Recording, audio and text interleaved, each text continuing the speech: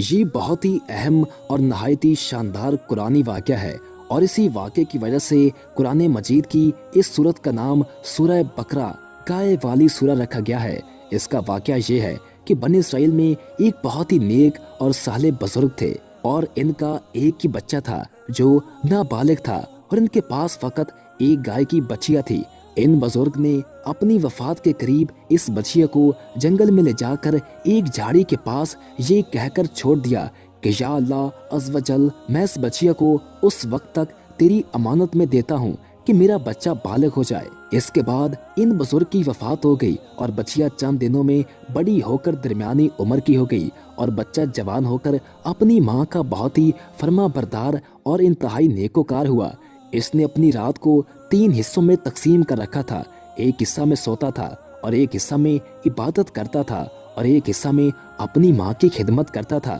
اور روزانہ صبح کو جنگل سے لکڑیاں کاٹ کر لاتا اور ان کو فروخت کر کے 1/3 رقم صدقہ کر دیتا، اور 1/3 اپنی ذات پر خرچ کرتا، اور 1/3 رقم اپنی والدہ کو دے دیتا۔ ایک دن لڑکے کی ماں نے کہا کہ میرے پیارے بیٹے، تمہارے باپ نے میراث میں ایک بچیا چھوڑی تھی جس کو انہوں نے فلاں جھاڑی کے پاس جنگل میں خدا عز و جل کی امانت میں سونپ دیا تھا۔ اب تم اس جھاڑی کے پاس جا کر یوں دعا مانگو کہ اے حضرت ابراہیم و اسماعیل و اسحاق علیہ السلام کے خدا، تو میرے باپ کی سونپی ہوئی امانت مجھے واپس دے دے۔ اور اس بچیا کی نشانی یہ ہے کہ وہ پیلے رنگ کی ہے، اور اس کی کھال اس طرح چمک رہی ہوگی کہ گویا سورج کی کرنیں اس میں سے نکل رہی ہیں۔ یہ سن کر لڑکا جنگل میں اس جھاڑی کے پاس گیا اور دعا مانگی، تو فوراً ہی وہ گائے دوڑتی ہوئی آ کر اس کے پاس کھڑی ہو گئی، اور یہ اس کو پکڑ کر گھر لایا۔ تو اس کی ماں نے کہا، بیٹا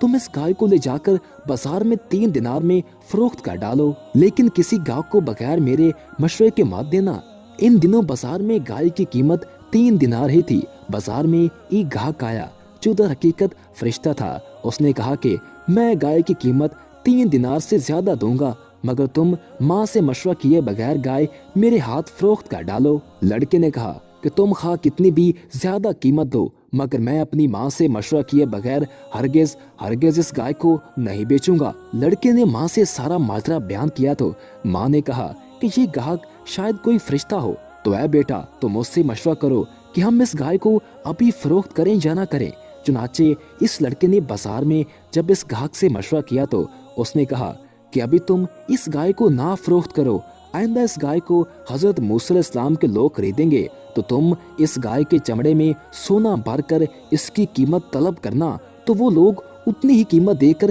خریدیں گے۔ چنانچہ چند ہی دنوں کے بعد بنی اسرائیل کے ایک بہت مالدار آدمی کو، جس کا نام عامیل تھا، اس کے چچا کے دونوں لڑکوں نے اس کو قتل کر دیا اور اس کی لاش کو ایک ویرانے میں ڈال دیا۔ صبح کو قاتل کی تلاش شروع ہوئی، مگر جب کوئی سراغ نہ ملا تو کچھ لوگ حضرت موسیٰ علیہ السلام کی خدمت میں حاضر ہوئے اور قاتل کا پتہ پوچھا تو آپ نے فرمایا کہ تم لوگ ایک گائے ذبح کرو اور اس کی زبان یا دم کی ہڈی سے لاش کو مارو، تو وہ زندہ ہو کر خود ہی اپنے قاتل کا نام بتا دے گا۔ یہ سن کر بنی اسرائیل نے گائے کے رنگ، اس کی عمر وغیرہ کے بارے میں بحث و قریت شروع کر دی، اور بالآخر جب وہ اچھی طرح سمجھ گئے کہ فلاں قسم کی گائے چاہیے تو ایسی گائے کی تلاش شروع کر دی، یہاں تک کہ جب یہ لوگ اس لڑکے کی گائے کے پاس پہنچے تو ہو بہو یہ ایسی ہی گائے تھی جس کی ان لوگوں کو ضرورت تھی۔ چنانچہ ان لوگوں نے گائے کو اس کے چمڑے میں بھر کر سونا اس کی قیمت دے کر خریدا اور ذبح کر کے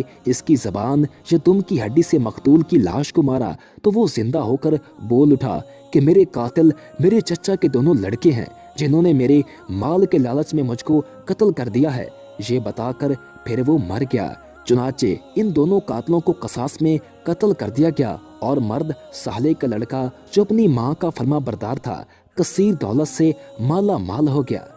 ویڈیو پسند آنے کی صورت میں ویڈیو کو لائک کر دیں اور ہمارے چینل کو سبسکرائب کر دیں، اور ساتھ ہی بیل کے آئیکن کو پریس کر دیں تاکہ نئی آنے والی ہر ویڈیو آپ کو ملتی رہا کرے۔